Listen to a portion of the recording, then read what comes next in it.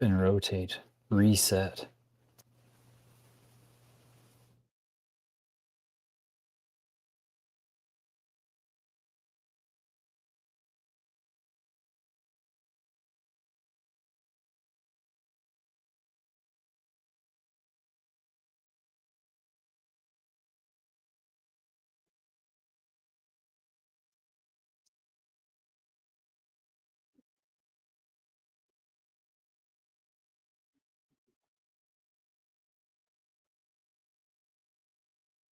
Okay, I think we're getting things together here. I'm on YouTube right now. Let's have some fun. I want to read to you a story that will help you see why it is that we're going through what it is that we're going through right now. You take into consideration all of the unrest that we're seeing in the world today. There's a very specific reason for that.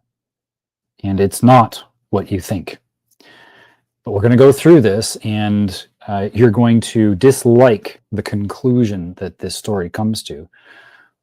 And it will be very difficult for you to move on from this story with the same perspective of what's occurring right now on Earth.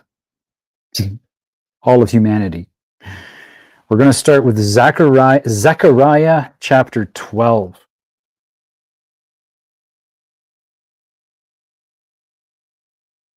Jerusalem to be attacked.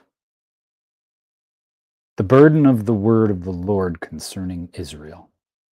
Thus declares the Lord, who stretches out the heavens, lays the foundation of the earth, and forms the spirit of man within him. Behold, I going to make Jerusalem a cup that causes reeling to all the peoples around. And when the siege is against Jerusalem, it will also be against Judah. It will come about in that day. I will make Jerusalem a heavy stone for all peoples. All who lift it will be severely injured. And all the nations of the earth will be gathered against it. And in that day, declares the Lord, I will strike every horse with bewilderment and his rider with madness, but I will watch over the house of Judah while I strike every horse of the peoples with blindness. Then the clans of Judah will say in their hearts, a strong support for us are the inhabitants of Jerusalem through the Lord of hosts, their God.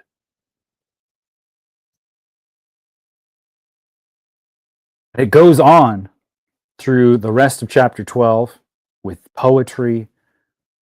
God will battle Jerusalem's foes. Behold, a day is coming for the Lord when the spoil taken from you will be divided among you. For I will gather all the nations against Jerusalem to battle, and the city will be captured, the houses plundered, the women ravished, and half of the city exiled, but the rest of the people will not be cut off from the city. Then, only after all that, I am God after all, so I'm going to let it get that bad. Then the Lord will go forth and fight against those nations as when he fights on a day of battle. Wow. Remember, folks, Judaism does not believe that Jesus was the Christ. Okay?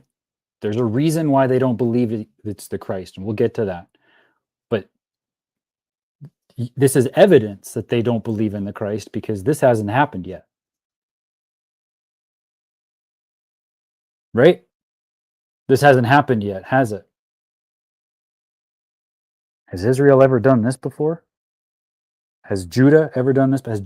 Is Jerusalem becoming a target? Then the Lord, at that point, after all that misery, then the Lord will go forth and fight against those nations as when he fights on a day of battle. So that's when he's going to actually put on his armor. And we know that, I mean, you just look at God's face and you don't live, right? So he can just go and smite his enemies whenever he goddamn well pleases. The people that go up against Jerusalem, he can just smite them whenever. And so, of course, if you had that kind of knowledge that it didn't matter what other nations brought to you, if you had that rooted in your belief structure growing up, of course you're going to believe that all of the nations are going to be fighting against you. You're going to be taught that all of the nations are going to hate you. That's normal. It's okay. Don't worry about it. I'm making Jerusalem a heavy stone for everybody. I want it to be so burdensome to them that they have no choice now but to deal with it. Now they gotta break this stone apart. They gotta make sure that the temple for Judah is dismantled.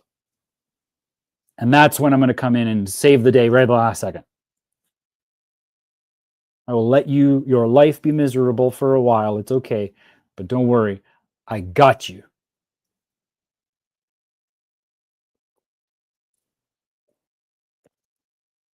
In order to get us to that point, though, I will make you a burden. And right now in the world, of course, we see the world is now allowed to start talking about how much of a burden the tribe of Judah continues to become.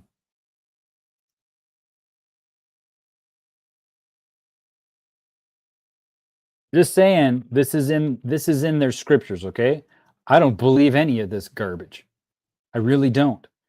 But now you might get an idea of why things are as bad as they are. You might. And there are tons of reasons why. We can get into that, and it's not even anti-Semitic or anything like that. It's a totally different reason. Totally different reason.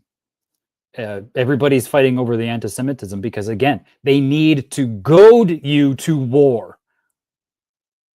They need the whole world to be goaded to war. It's their job. That's what they're doing on purpose. They're goading you.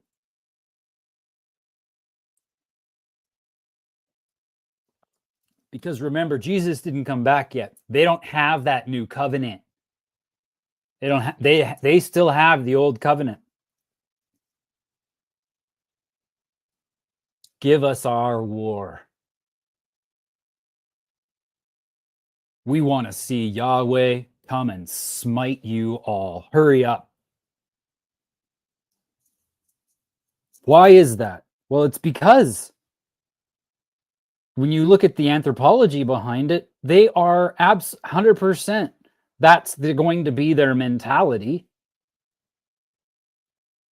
They had to go. War and conquest was the only way that they were able to make it through that environment. Like, look at their environment. It's a lot of desert. It's a wasteland. When you really think about it, and you look at how much life and greenery there is elsewhere, it's a wasteland. You are literally survival of the fittest. You're going to be the Dothraki. Come on, like, whoever has the ability to kill more people while on the mounted horse is going to be the ruler. Like, obviously, look at this environment.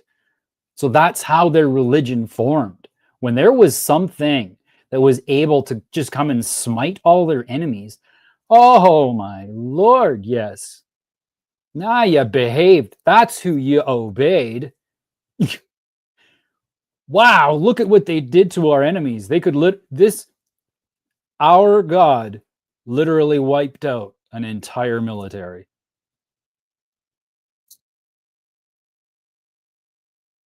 You're not going to evolve past that kind of thinking. Unless, of course, you just entertain the fact that maybe we shouldn't be giving all so much attention to all these little stupid corporations that they start and start issuing legal tender to make you get to work so that you have more time away from your family. Like, I don't know, maybe stop voting in ways that get this kind of situation to show up again, where now you're paying to go and start up another war again against the fucking Jews. And yes, I'm on YouTube, and yes, I'm also privately recording. So I hope I get slammed on this so that I can have a nice headline, just like all the other people that are on YouTube. They say, "Quick, take this down because it," or "Watch this now because it's going to get taken down." I'm just going to go ahead and put this up, watch it get taken down, and I'll just say, look, instead of watch it now before it got taken down, watch it because it actually did get taken down. And I can say that and be happy with it. This is me experimenting with the idea of getting out all of my frustration about being right all this time and not being heard. That's what it is. It's a frustration of not being heard. And so I'm sharing everybody what's going on. It's literally written in their scriptures that this is what they want you to do. They want you to just go to war against them and kill them all. They want you to make their life a miserable hell so that Yahweh can come and smite you. That's their religion. And so they're acting it through. It's all ritual sacrifice. What they've done is simply sacrificed their neighbor, which is exactly what they wanted to do. They decimated it. 85, it's estimated 85%. 85% has completely been destroyed. There's genocide. And people say, oh, well, Hamas started it.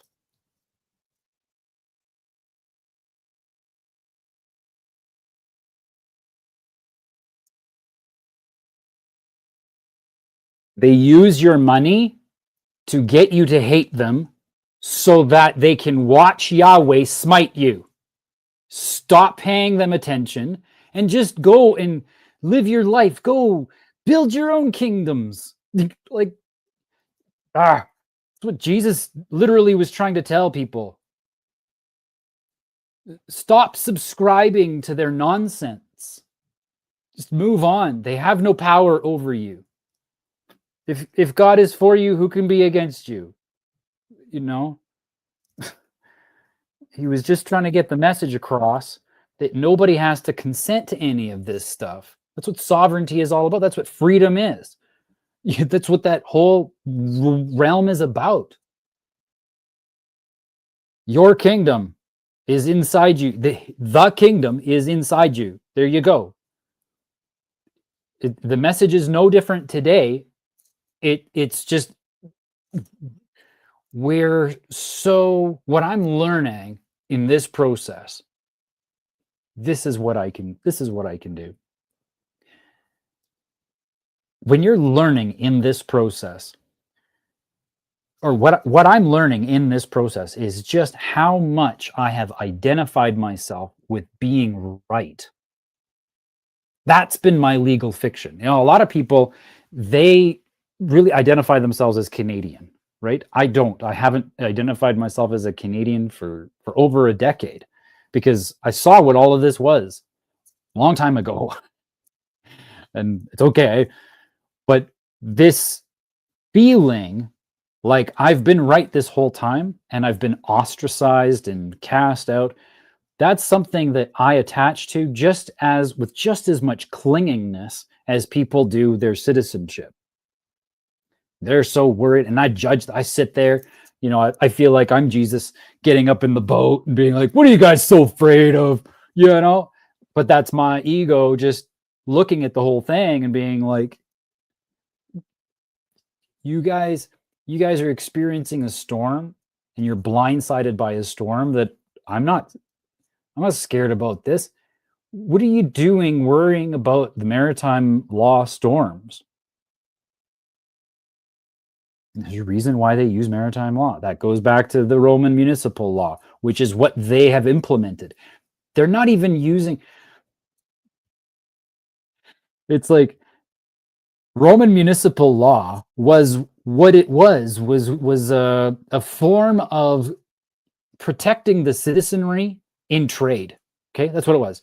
People who lived in Rome, they needed to have a way to help people when there was a dispute. If someone got ripped off in contract, you got to find remedy. In order to create that remedy, now you got to start keeping track of transactions and all that stuff and accounting and all that.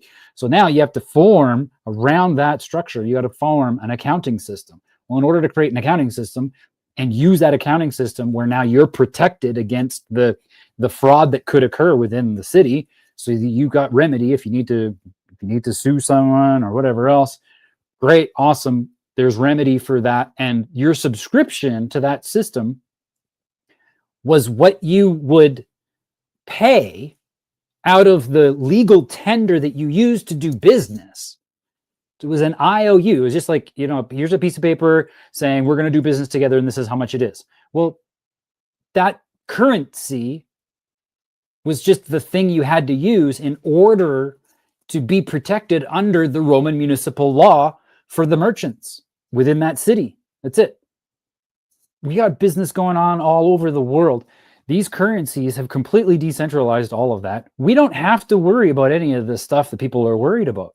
We can literally just start contracting privately.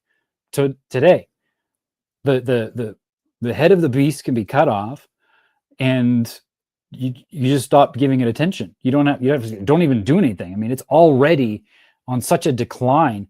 What's the point of reacting to the goading? What's the point of reacting to the goading? Like that, the mentality of that is so archaic and ancient. It can't survive where we're headed next. They can't make it through this. They're not going to. If you have that mentality in a world where people are learning at alarming rates, they're learning how inverted the entire world has become because of all the lies that are within our education system and the media, and everywhere you look, there are lies about what's going on. There's lies about these things, like we call them mountains. There's lies about that they won't ever say. Why? Because they need you to continue believing in that monotheistic manner. That's what that does. That's the big aha moment that I think really everybody needs to reach, is that the monotheistic model of governance requires you to be fearful of a power greater than even your government. That's the religion. That's the cult. And it's sad. It's sad to see, and you go and leave that cult and you're deemed evil, to be discarded, to be ridiculed. But it's okay. It's all right. I got it. I recognized this probably year before COVID. Knowing what's happening today was inevitable. I was already teaching people how to get gold and all that good stuff. And make sure you stockpile because it's going to be a wild ride.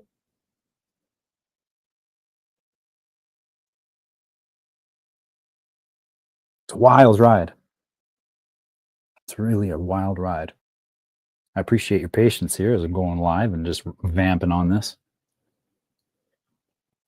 I do need to get back to work. And so what I'm going to do is I'm going to segue into a video talks about, to close. It's ridiculous to blame what's going on a race. It's pointless to or a religion. That's even worse. We're all one people, folks. We're all indigenous. we're all part of this land here.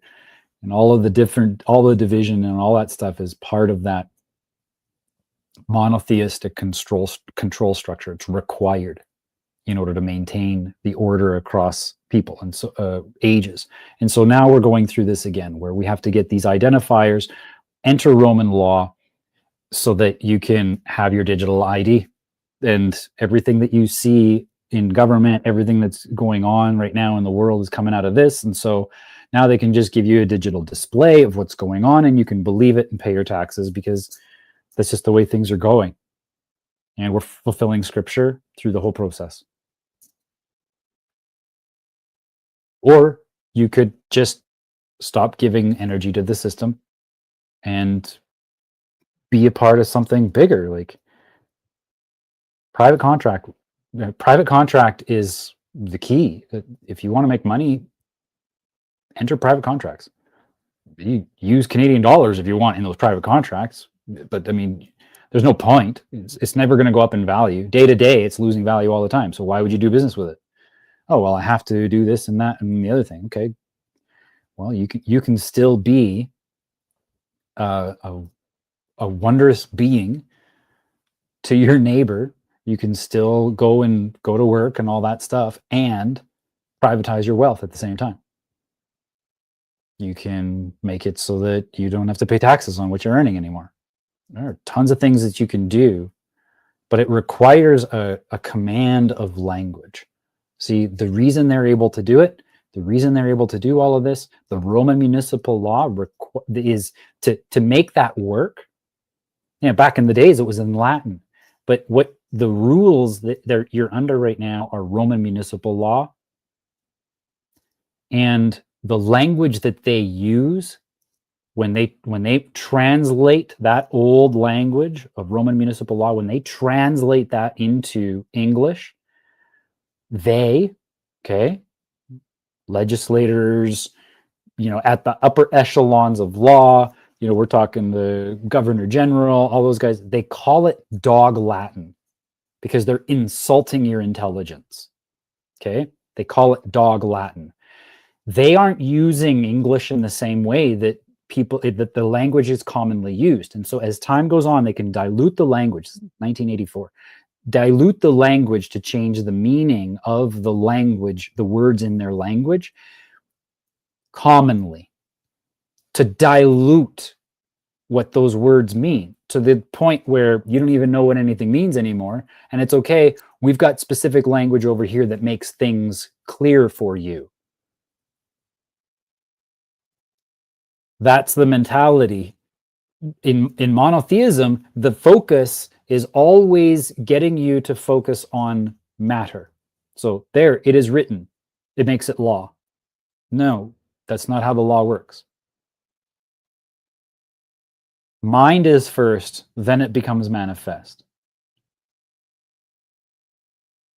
It's inverted. And as we're learning about this, we're all of us practicing that sovereignty, that level of sovereignty over how we perceive what's going on in the world, looking at humanity from a completely different perspective, a far more important perspective. I've used the analogy of the ball. People are fighting over which way the ball should go in sports, right? In the team A and team B, red and blue. We'll call them red and blue.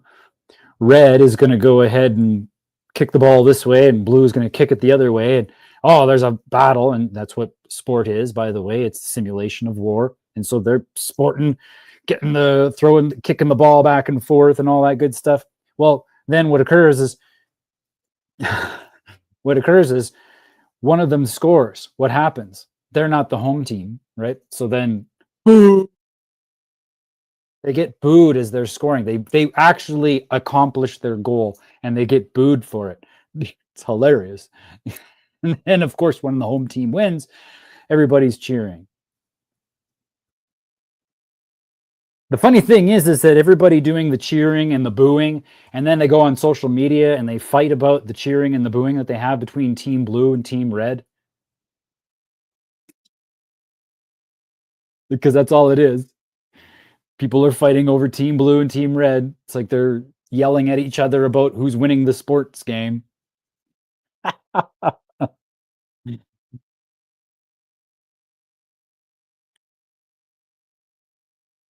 So hilarious. Where was I going with that? I don't know, but I'm having fun with this. Vamping. ADD, right? Whee! Where was I going with that? Oh, private contracts. We can just do business privately. The kingdom is inside you. And it is so much easier to find the ruler of the kingdom, whatever the kingdom means to you. So much easier to find God when you don't have to look so far for the kingdom.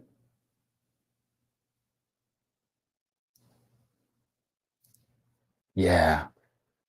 This private realm is a lot of fun. Okay, I'm going to do some drawing. Let's get this. Oh, wait. GIMP.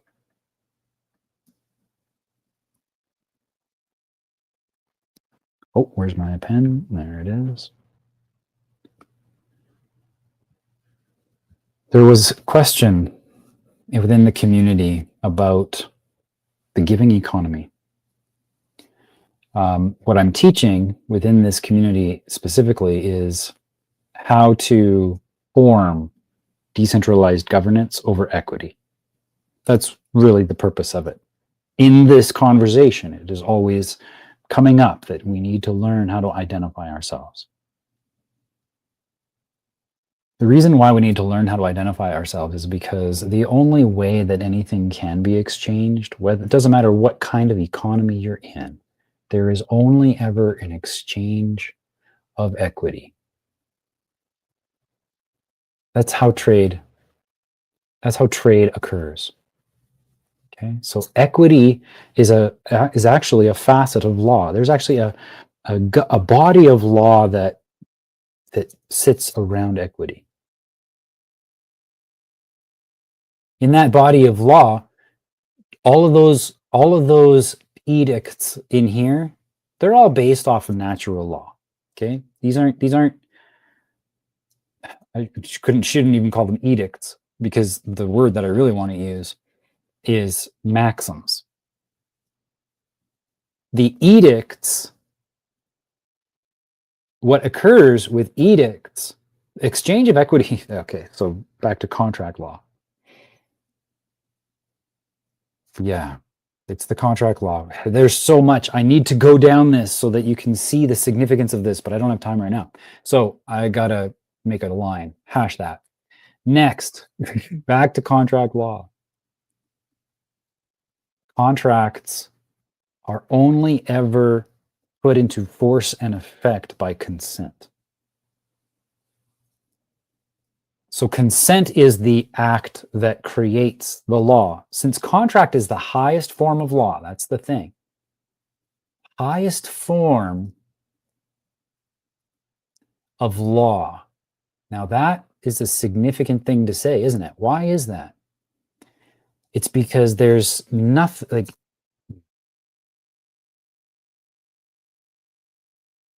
coercion and duress are the foundations of the violations of rights. You have to coerce someone or put them under duress. In one way or the other, you're manipulating people. So to stop that from occurring, people need to learn that consent is their responsibility. How they provide their consent is 100% their own self-responsibility. Can't assign that off to someone else. If you do so, that's called representation. And representation in accordance to the maxims of law, that's fraud. And representation is fraud. But that's just a given. The problem is fraud needs to be concealed, because if it's not concealed that it's fraud, then it's all good. Buyer beware. The high form of law is contract. The highest form of law is contract, because in order for the contract to take force and effect, there must be consent. And consent has to be an act. It must be something that is completed. And so the exchange of equity is that thing that needs to be completed.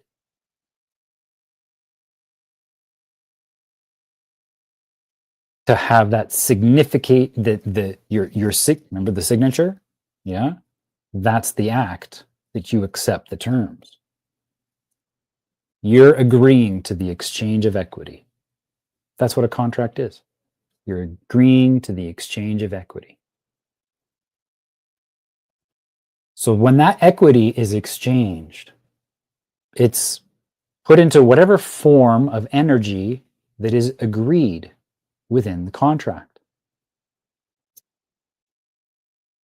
The exchange of equity is the money. That's actually the value that's being exchanged in this transaction.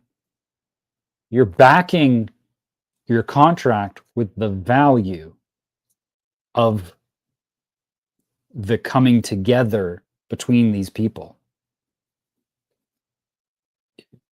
Next gen merchants know what I'm talking about when I do that. When I signify it that way. So the exchange of equity, when that comes across as dollars, let's say for instance, right? It's getting exchanged into another form, and that's going to be the product service. A better way to put that is brand experience. This is the experience that your brand exchanges for another form of equity. This is the equity. We call it brand experience. And you're simply offering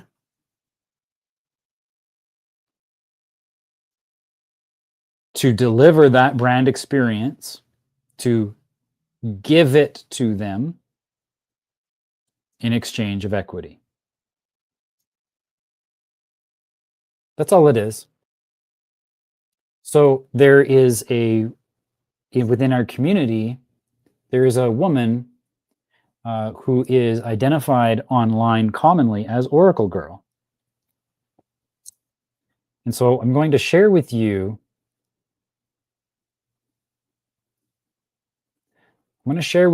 how she does business, because what's occurred within Next Gen Merchants is that some people within the community are backing away from partaking, and it's because they believe that I'm not teaching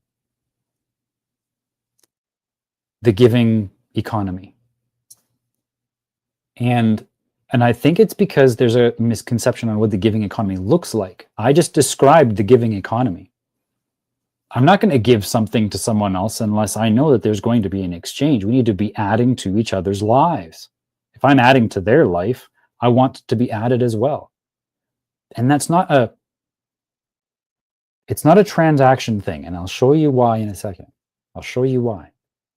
Oracle Girl it's an identifier. It's not the woman. The woman, I don't know her, but she's known as Jacqueline. The only version of Jacqueline that I've ever seen, that I've ever encountered, is when she has identified herself on her platform called Oracle Girl. Okay. So this is an identifier, but that is still not her. I have no idea who she is.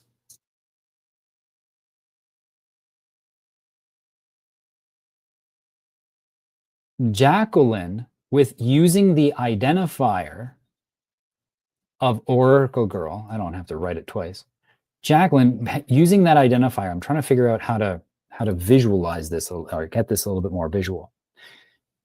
Jacqueline, this is definitely for the community of people that know her, and I'm trying to contextualize it, and I really don't need to. Oracle Girl itself is what? How is it that I have seen her? This Jacqueline woman, this woman known as Jacqueline, how is it that I could possibly have ever met her? I she lives on another continent as far as I think, because she's a like she lives like a monk. She's exploring China and going to mountains and monasteries and meditating for months at a time. And right, so I don't know what she's doing. The only way that I could ever see her is on a platform of some sort. And so the platform is Oracle Girl. This is a business asset. Okay. This business asset does what? It has videos. It's got articles. I can go and read things on there. I can, to learn about what it is that she's all about, right? I can watch movies on there. There's tons of movies, and they're great. They're actually really nice. I've been privy to some of these things. They're great. So what else is there? What else is inside Oracle Girl? Well, there's an email list, right? So there's an email delivery thing. Dun, dun, dun, right? Ooh, that's not. Look at how good my art is. I need lessons on this, and it's also might be difficult because of the digital aspect of it. But here we go. Email. Oracle Girl, Jacqueline. There's email. What is another business asset that she has? She might have some social media as well. I don't know. But let's say, for instance, she's got some social media. Oops, wow, look at that dollar sign. Social media.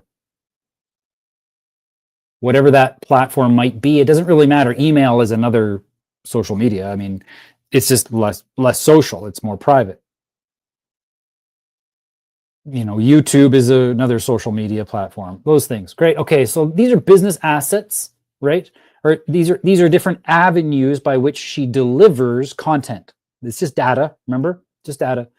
And so the only way that I could have possibly have known her is through any of these ways, because she herself, the woman, traipsing about the countryside, going to monasteries and all that. Again, I don't know her. She is using these as mediums to deliver a message. Now, if I go to that website, Oracle Girl, if you go there right now, you can go and sign up for anything you want for free. You don't have to pay anything. Everything in there, this is just a business asset, right? You don't have to pay for it. Jacqueline put this woman known as Jacqueline put up Oracle Girl as a platform, as an identifier for you to go and learn about it. So you like it.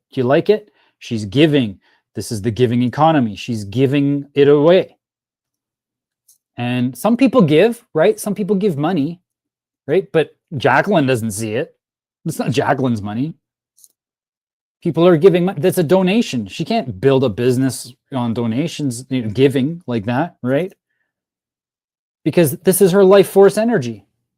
So some people donate. That's wonderful, and so she's able to get a little bit. And then as time goes on, what happens is that there are more people consuming this data, right?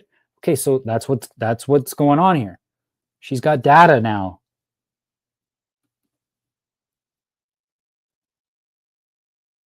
Right? That's data. What is this? It's videos, right? But what is it? It's just data. Right? She's created herself a bunch of data. Well, again, that's what it's just data. There's nothing fancy here. She's not doing much. That's why she can do it for free. It's pretty cheap. It's all data, just ones and zeros getting passed around, right? Like social media, that's just data.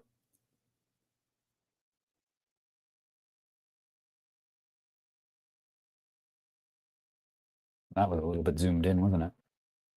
It's just data.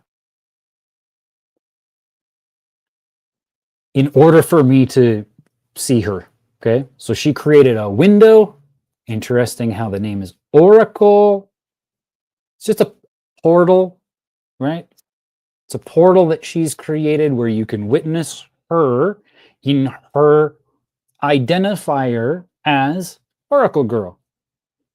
It's a business asset because She gets some dollars from this, right? Yeah. Giving economy. Then what does she do? That's it? No, she's got other business. She's got something else. Yeah, yeah. She's got her art. She's an artist. I've never seen it. I just found this out. She's an artist. What does she do with that? She makes paintings and stuff, right? She sells stuff online and I don't know, portraits maybe, or maybe it's stitching paper bags together into maps. I don't know. Who knows? It's art. But she charges for this. She doesn't give this away. It's life force energy. So she sells this. But who is she selling it to? The people she was giving to. People aren't going to want to support you. People aren't going to want to give you $500 or $1,000. I don't know how much she's doing. I don't know how much she's charging. No one's going to be like, ooh, I like your art. I don't know who you are, but I like your art. Here's $1,000. People don't do that. You know, maybe that's, I don't even know how much her art is, but I'm giving you an example. Okay. Her art could be $20. I don't know. But she doesn't give it away, is what I'm saying, right? She builds a relationship by giving to people.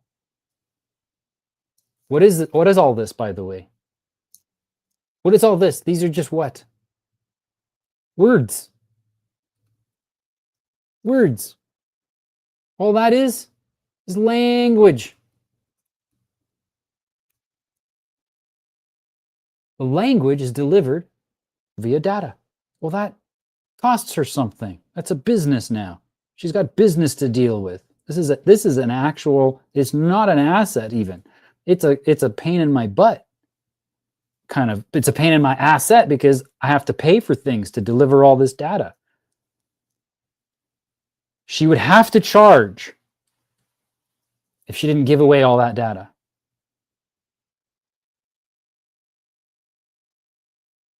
This is a principle that was taught to me in 2011. Is that right? 2008, 2009, when I first met Joe Schroeder. He had a whole talk, 45 minutes long. I got to find that. I'm going to contact, you know what? I'm going to send him this. He had a sentence that he used. He said, and I don't know where he got it from, but it was driven home for me. A lot of things were driven home for me when I with him. This is what he drove home for me. What you give away, you get to keep.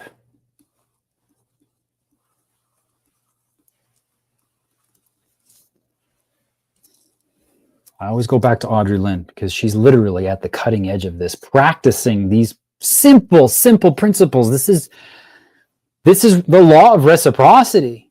That's the giving economy. The law of reciprocity is what serves you when you practice a giving economy. The best part about a giving economy is when you do it right, when you demonstrate to people that you can help them by actually helping them, they will say, let me give you some more money. And now in the giving economy, you're just going along, making tons of money, charging all kinds of money. But people are literally giving it to you because it's a giving economy. Remember? You gave it away.